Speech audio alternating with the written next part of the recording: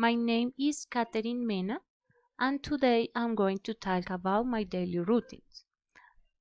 I wake up at 6 o'clock, but I get up 10 minutes later.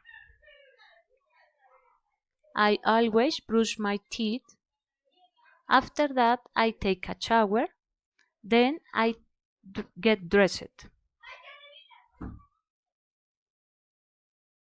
Usually, I have breakfast with my son at 7:30.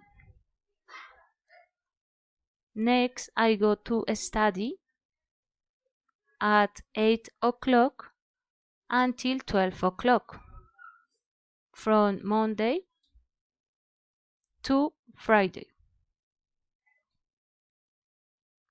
I work at home babysitting.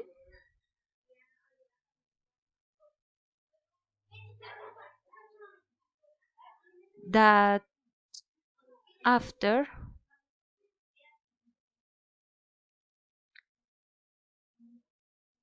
I cook lunch. Usually I have lunch at 2 o'clock. In the afternoon, I watch TV and I listen to music.